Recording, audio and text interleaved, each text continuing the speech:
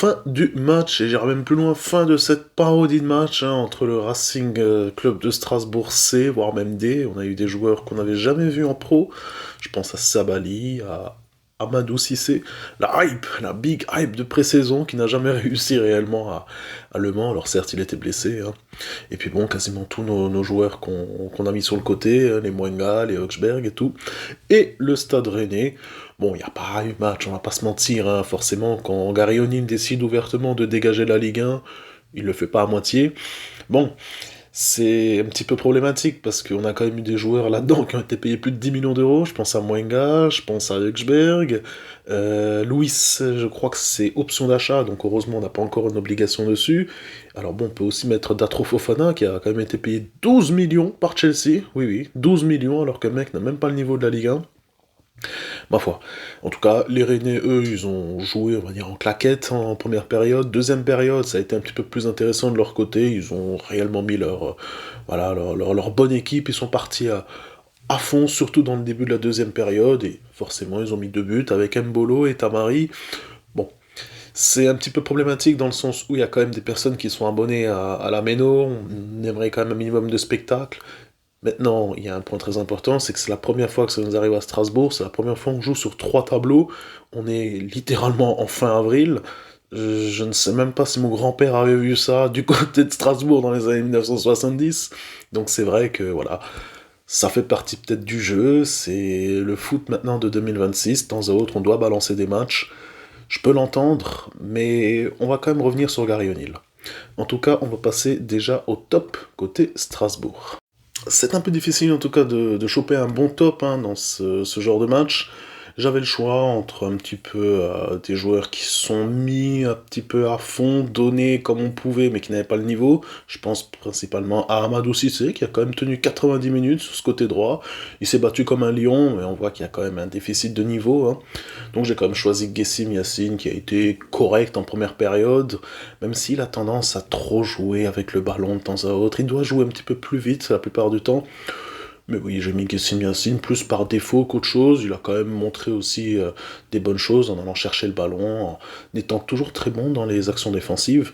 On voit quand même que c'est pas le Gessim Yassine qu'on a pu un petit peu voir depuis son arrivée à Strasbourg. On voit qu'il joue aussi un petit peu à 60-70%. Il n'était pas le seul. Nanasi, j'ai oublié le nom du milieu, Oyedele aussi, que c'était un petit peu pareil. Voilà, on ne veut pas se blesser, on a la tête mise dans la Coupe de France, dans la Conference League, c'est entendable. Même si, bon. Alors ça va surprendre, parce que je pense qu'en flop, beaucoup de gens auraient mis Mwenga ou Datro Fofana. Par ailleurs, Datro Fofana, un grand bravo à son agent, parce que c'est assez incroyable qu'un joueur comme ça ait fini à Chelsea. Mais j'ai même Gary O'Neill. Alors je vais pas mettre Gary O'Neill par rapport au fait qu'il a balancé le match, même si bon c'est vrai que niveau équité du championnat c'est pas hyper sympa, mais je vais mettre Gary O'Neill par rapport au fait qu'il a fait 3 changements à la 60e je crois, avec 3 joueurs qui sont d'habitude titulaires, Samir El Mourabé, Martial Godot et surtout Julio Enciso. Je peux vous assurer que pendant 30 minutes j'avais le cœur en train de balancer comme pas possible, parce que je me suis posé la question, si Julio Enciso se blesse, on met qui en attaque? Parce que oui, on a Emega qui est en train de revenir sur le terrain, même si encore aujourd'hui il a été mis de côté au repos, mais je rappelle qu'Emega il a quasiment fait une saison blanche, on n'a plus Panicelli qui n'est plus là, il reste juste Martial Godot qui peut un peu jouer en neuf, Fofana je sais pas si on peut le considérer vraiment comme une vraie option, donc au final tu as juste derrière Julio Enciso qui est grosso modo un petit peu le titulaire par défaut de cette équipe.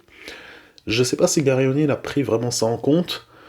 Bon, on a eu de la chance en tout cas qu'on n'a pas eu de blessés, mais je suis obligé de le mettre en flop dans le sens où, à partir du moment donné où tu balances ta compétition, assume jusqu'à la fin. Voilà, si on aurait pris 5, 6, 7 de la part de Rennes, tant pis. Au moins, on aurait sauvé, on aurait tenu nos joueurs professionnels, enfin nos joueurs titulaires. Peut-être qu'on aurait pu mettre un petit Jean-Baptiste Bossé, que j'attends depuis un petit moment. Mais c'est vrai que, voilà, cette prise de risque, je suis vraiment pas fan. Ça fait vraiment le mec qui a eu l'idée de dégager la Ligue 1 en début de match, et puis pendant, on se dit ouais, on va quand même mettre 2-3 titulaires, au risque donc de blesser. Il a assumé, j'espère en tout cas qu'il tiendra sa vision de jeu pour qu'on gagne en tout cas mercredi contre Nice. Un petit peu pareil, du coup, c'est difficile de mettre un top côté Rennes, étant donné qu'il y a un déficit d'équipe qui est vraiment énorme. J'ai mis naturellement le Esteban Le Paul, qui a encore été étincelant contre nous, encore un but, j'ai envie de dire. C'est affligeant, il fait partie de ces légendes générales qu'on a eues contre le Racing, avec évidemment Florian Mollet, qui se transformait en Kevin De Bruyne Prime lorsqu'il jouait contre nous, ainsi qu'évidemment Adrien Hunou, qui était l'équivalent de Robert Lewandowski lorsqu'il jouait du côté d'Angers. En tout cas, Esteban Le Paul a été très important pour Rennes aujourd'hui, des super appels, un super pressing aussi, et on a clairement vu que voilà, la plupart des actions rennaises, ça venait des erreurs défensives, causées principalement à cause de son pressing. Ouh, c'est très rouge. En tout cas, en moins bon joueur, hein, je vais pas mettre non plus flop, mais en moins bon joueur côté Rennais, j'ai choisi Quentin Merlin. Il a quand même bien dégusté en deuxième période, même en première aussi face à Guessim Yassine. La deuxième a été un petit peu plus difficile pour lui. On a vu un Samuel Amo sur ce côté droit qui a vraiment cherché à servir Julio Enciso ou Martial Godot avec des multiples centres. Bon, il est un petit peu mis par défaut en tant que moins bon joueur, de temps à autre je suis obligé de mettre aussi un flop, et pour le coup, ça sera lui du côté de Rennes aujourd'hui. Alors bon, je l'ai un petit peu développé lorsque j'ai parlé de Gary O'Neill, mais clairement, le match le plus important de cette semaine, ça va être le match contre Nice. On n'a pas le droit à l'erreur, on doit absolument gagner, on doit absolument chercher cette finale.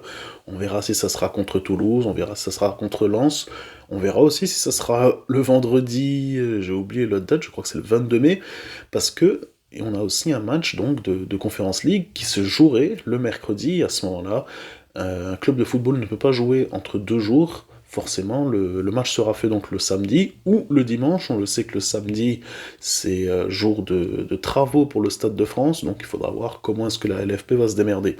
D'ailleurs, on a vu avec la qualification, la LFP a dû se démerder d'une manière assez problématique, hein. Chaque personne aura sa vision des choses. Ils ont dû décaler ce multiplex qu'ils avaient prévu en avant-dernière journée, ils ont dû décaler aussi le dernier multiplex. Voilà, c'est les aléas, mais comme quoi, peut-être que la Ligue aurait peut-être dû s'imaginer que Strasbourg aurait pu faire un petit coup intéressant en Europe. En tout cas, nous, on se retrouve mercredi, match contre Nice, et on espère, avec nos titulaires, enfin, nos titulaires seront là, mais on espère surtout avoir une belle et bonne victoire, parce que Nice, c'est sincèrement pas fun actuellement.